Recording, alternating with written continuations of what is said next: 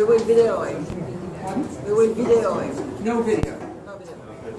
We couldn't sort of squeak a Thank video in heavens, here. no video.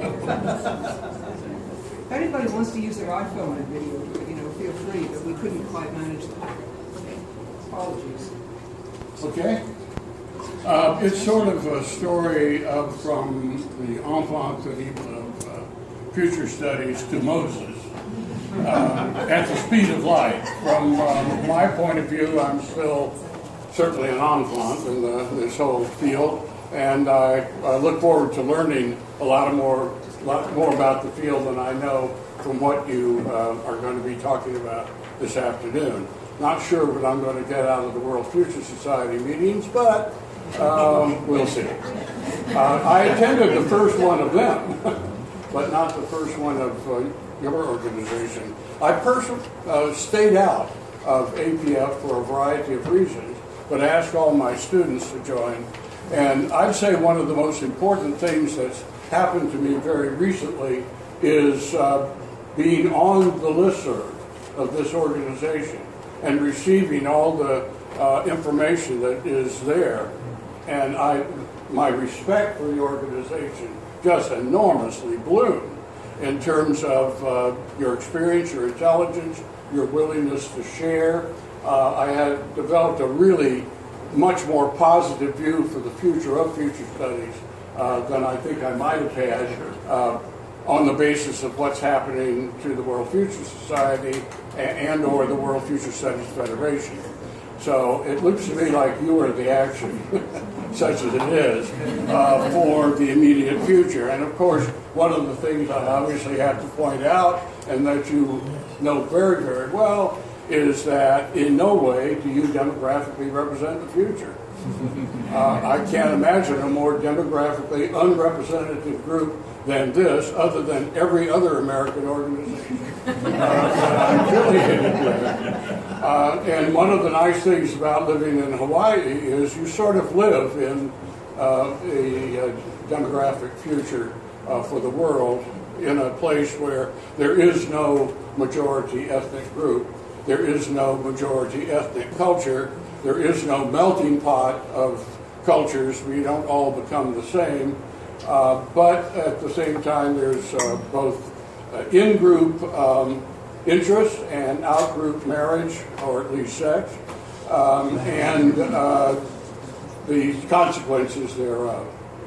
So I don't really know whether I ought to start by giving you as short a version as one can give 50 years of experience in future studies, or simply open it up to having you ask questions. You ask questions, or they ask questions. What is the will of the group, or of you? Of me, yes.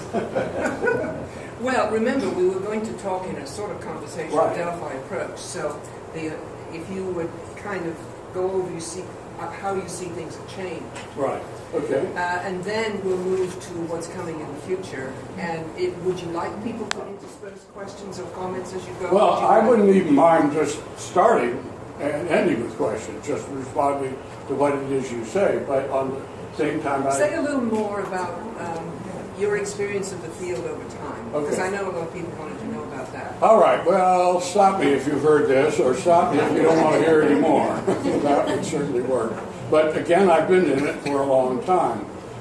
And it really began, I got my PhD here at American University in 1959. And at that point, I was sort of trying to go overseas. I really wanted to go to Ethiopia for a variety of reasons.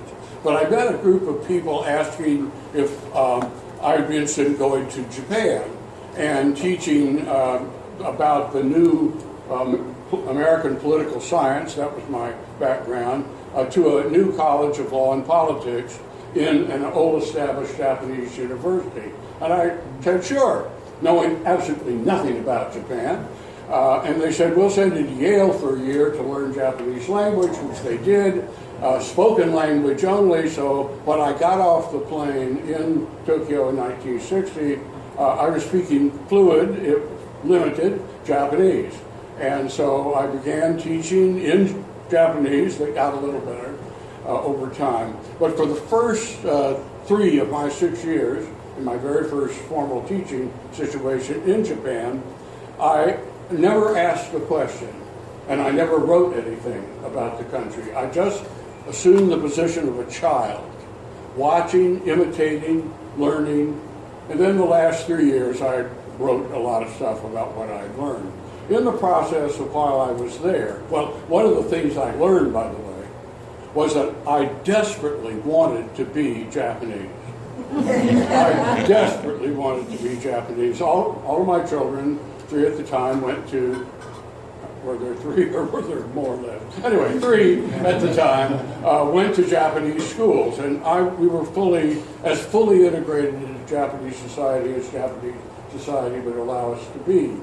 And I really loved that country. I still love that country. I do not like the current administration and the current direction, but in any event, aesthetically, ethically, fantastic place to be.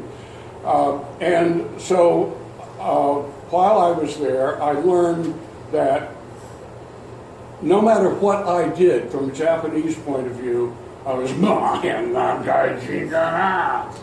weird foreigner. What a weird foreigner. So whether I was the most conservative from my point of view, I'm from Florida. I went to school in Southern schools, got my PhD. I'd talk like this if I have to.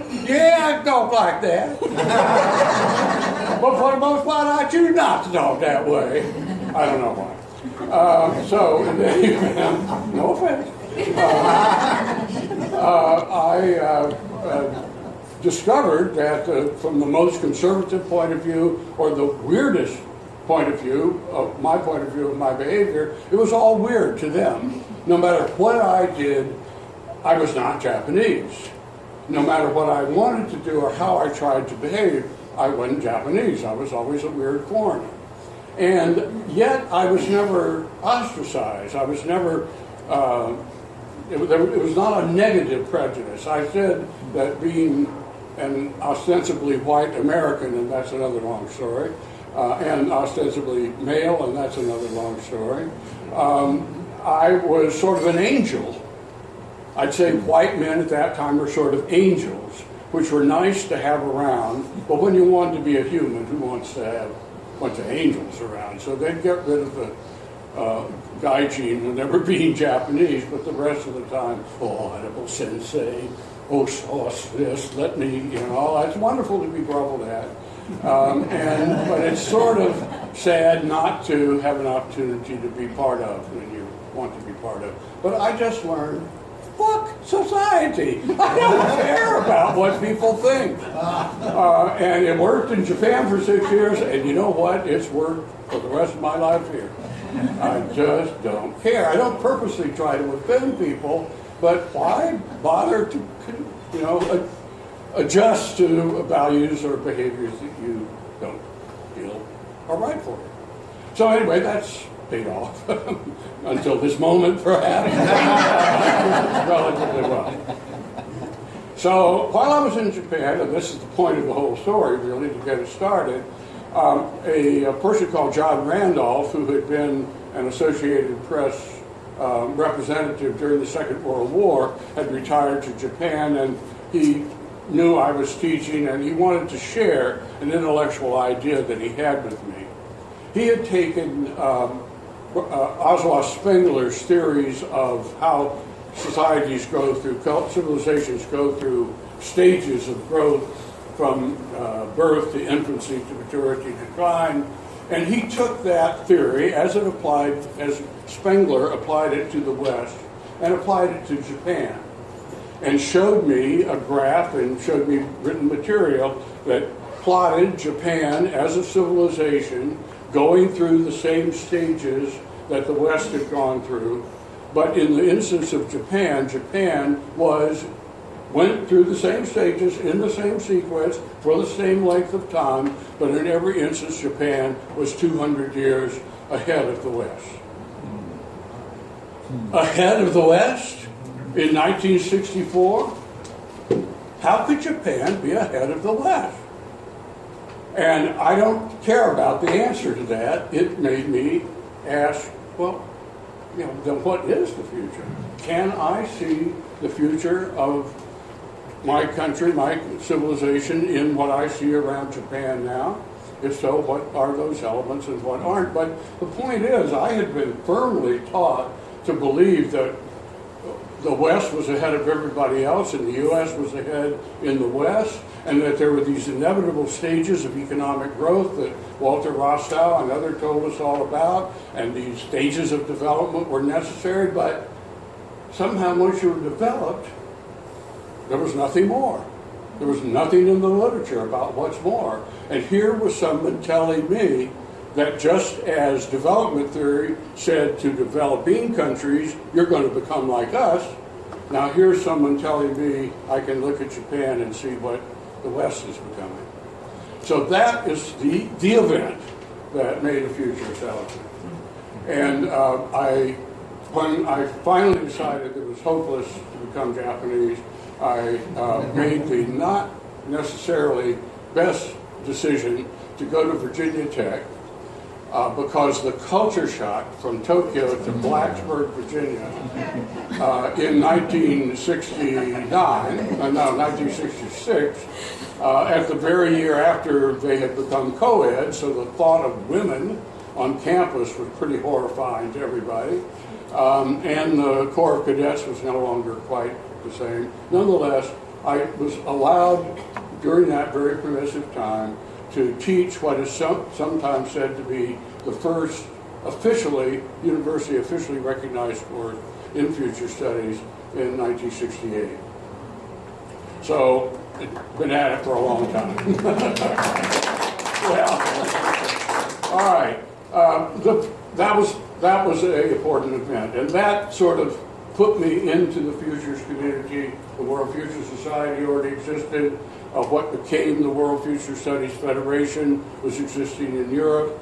I had done a bibliography. I'm just obsessive about bibliography on what future studies was, and Eleanor Massini in Rome, getting together material audit, had noticed the bibliography. It had been published in the World Future Society Bulletin and so forth. Was that one of the changes that I've seen that I want to remark on is that when I got into the field, and this is still the case for many people elsewhere around the world, perhaps not here, is I assumed it would be possible to predict the future.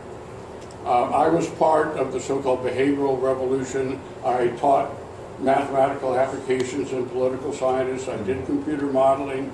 I believed that it would be possible for me to get the right data and the right model and to predict the future. And the notion that the future was predictable was pretty widespread at the time.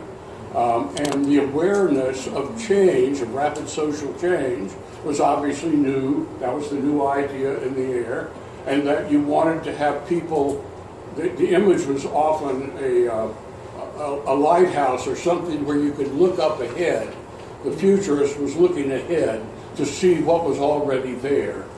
He was the person who went from the horse and buggy slow procedure to an automobile going where it had never gone before, and it was the duty of the futurist to mark the road signs ahead, to look ahead. So, for the most part, it was recognition of rapid change, but that it should, in principle, be predictable and made orderly and understandable in the present.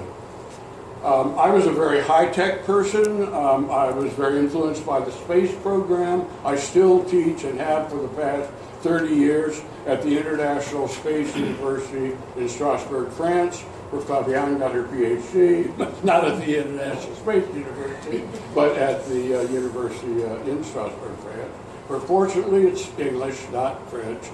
The university where I teach, the Space University.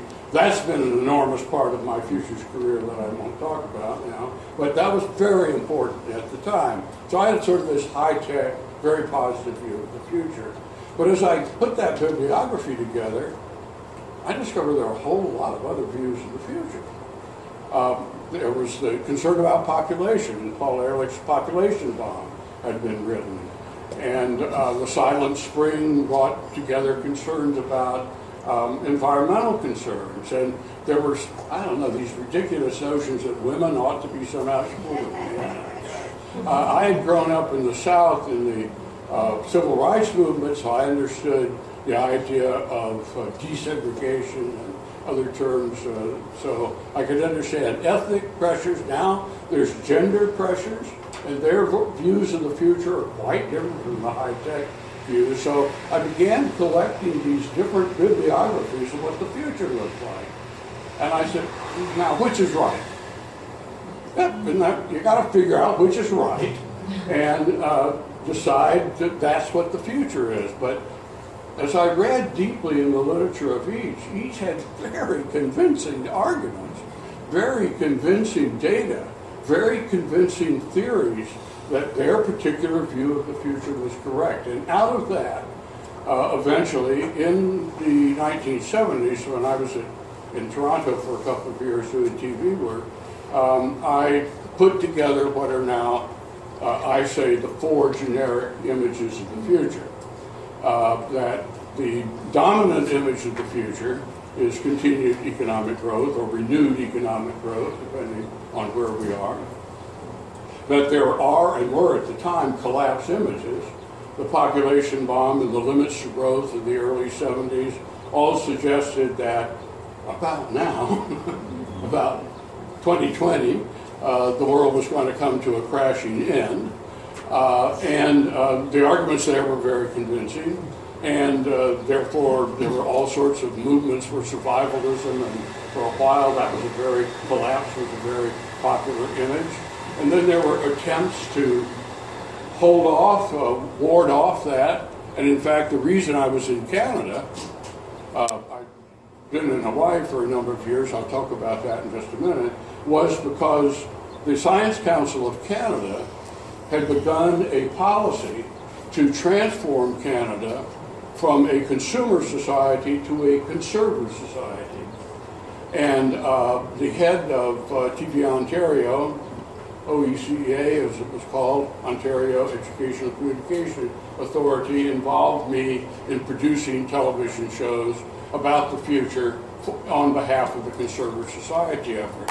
And I had an opportunity to visit every Canadian university throughout the nation, and most of the ones in Ontario. So I suddenly became an expert on Canada, a lovely, lovely nation. I would gladly have stayed in Toronto even if they're inept, when it comes to blueberry, blackberry, purpleberry, whatever it is. But I lived in Honolulu, and I must say, Toronto, Honolulu, it's tough, but Honolulu won out. So in any event, here in working with them on the conserver society, the idea of changing from consumer to conservation was extremely widespread. It was one of the most incredible social movements that ended. No, it didn't end, it was killed. I think it's really important to understand that the awareness that people had about the unviability, unsustainability of continued economic growth, people understood that back in the 60s and 70s. But there were massive forces that were opposed to it and who actively killed it. The Heritage Foundation, the Hudson Institute folks. There have always been left-wing futurists and right-wing futurists. And the right-wing futurists have always been extremely effective. And the left-wing futurists, being left-wing futurists, have waved our arms about ineffectively and protested, but never, for the most part, been able to sustain policy along the lines of conservation. Or, so you have continued growth, collapse, some sort of a conserver, disciplined society is the term, I use it now, discipline around some set of values, and then transformation. The best example of a transformational society now would be Ray Kurzweil, I think, although he doesn't frame it in those terms, whereas back in the time I was around, Joel Fisher, Buckminster Fuller, Marcia McLuhan, many, many other people had either a spiritual transformation, or in my case, in Hopper's case, and some of the others, a technological transformation.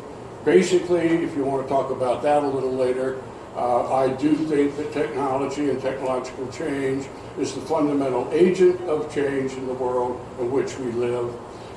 That was not always the case, but it has been for the last, let's say, 200 years, when we have engaged as a world in a process of consciously producing new technologies that allow new behavior, that challenges old behavior based upon old technologies and old norms. And now we're in this runaway technology era where we have people engaged in actively destroying existing ways of behavior by introducing new technologies, what's it called, disruptive, creative disruption, or other terms like that, so that is a very different sort of a image of transformation at the present time. So I decided I have to, from now on, always think in terms of those four alternative futures. Never think in terms of one. Now, for one of the other changes well, I still use that, and I still use those four generic categories in which any number, literally any number of specific examples of each one of the four can exist and need to be produced by a futures consultant on the basis of her clients. I still think that those four are the fundamental four that face us in the world today. So let me back up for just a minute and describe one or two other experiences that were very important for me. When I moved from Blacksburg, Virginia to Honolulu, Hawaii, it was really primarily to get out of the monoculture of this part of the world, and since I couldn't go back to Japan, to go back to a place that had a lot of the features that Japan had that attracted me, and more, because it was more culturally diverse. I grew up in Florida. I like warm weather. I do not like this weather. Hawaii has nice weather, or used to. I'm not sure it's going to anymore. But it's lovely weather. There's no doubt about it. And I live literally on Waikiki Beach in a nice little condo there. It's just fantastic. So why I ever leave the place, and especially come to D.C., I never know. It's all because of you. Literally, that I'm here, not there, in my little electronic grass shack. But I arrived just at the moment that the state was creating something called the Governor's Commission on the year 2000, 1970. Thinking about the year 2000. I had nothing to do with its creation. It was done by people there who in fact had seen the work of the Daniel Bell and other who had worked on the idea of a 2000 commission. He'd seen the book, gone back to Hawaii and said, we need to have one of our own. So when I got there, someone said, well, there's this guy at the university who's a futurist who's been hired to teach future studies. Why don't we involve him in the work of the commission? What an opportunity for a person who is just developing some intellectual ideas to suddenly have to apply them on a statewide basis in a multicultural environment in the middle of absolutely nowhere. It was incredible. They really glommed on to me and said, okay, we'll take your ideas and build a whole episode of things about it. For a year and a half, we had Hawaii 2000, Maui 2000, Kauai 2000, Big Island 2000 committees. We had all sorts of task force working on various things. We brought in futurists from Hawaii, from the U.S. and from around the world to advise us on what we did. Some of them we brought for a big conference that we held in the Ilikai Hotel 3 years, thinking about the future. We didn't ask those international futurists to talk. would just watch and then write and tell what they thought about what they saw. The book, Hawaii 2000, take a look at it. Those scenarios look great. Just like you said in your video, just change your clothes a little bit and the same message will work. Which is both, yeah, we did a good job, and boy, we did a really, really bad job to not be able to create more of the change positively that we envisioned at that time. But I gave thousands, literally thousands of speeches all over, and working with local people, some extremely local people in their attitudes and others quite sophisticated, was an enormous education for me in applied future studies. So almost all of my work, personal work, has been with things like that. Governmental organizations, community organizations concerned with governance. And over the years, typically not in the United States, with the federal government, almost not at all, but with a lot of state governments, and then increasingly almost exclusively with foreign governments. And in spite of my 6 years in Japan, I spend most of my time in Korea working with Koreans. And if you want to go to the future, just go to Korea. South Korea, that is. I've been to North Korea, and that's another story. That's a disciplined society, if you want an example. North Korea is a very good example of that. South Korea is just incredible in terms of its interest in future studies, its consumption, its desire to learn. It's sort of where Japan was when I was there in the 1960s. And Japan had this goal of catching up with the West. And it caught up with the West, and that was it. It didn't have a continuing image. So, in fact, the main thing I tell the Koreans is don't let what happened to Japan happen to you. And they have this intense love-hate relationship with Japan. They really care what Japan does, and they really want to beat them, and they really want to laud it over them. Calm down, guys, calm down. It's not a good thing to do. But in any event, it's a very exciting place to work if you're a futurist. So some of you, I think, probably know. Do they represent the transformational archetype at all? They do, but they are getting them out of the continued growth mode. Again, you look at it from the Korean point of view. 50 years ago, the lowest per capita income in the world. Complete destruction. Nothing worked. Herman Kahn, primarily, came in and said, follow me. And they did. They followed the stages of economic growth. They really believed it. They really followed it. And they created now one of the richest, most vibrant, most high-tech economies in the world by following the stages of economic growth. Why wouldn't you want to continue on in that model? But they are aware that it doesn't work anymore. And it won't work anymore. So they're desperately looking for alternatives. But their mindset is not just their mindset, our mindset as human beings is basically to want to continue to do what has worked so far. It's that Moses complex, I suppose, that was being talked about earlier. And so a recognition that they need to change, but uncertainty what they should do instead. So anyway, it's been very, very exciting from my point of view.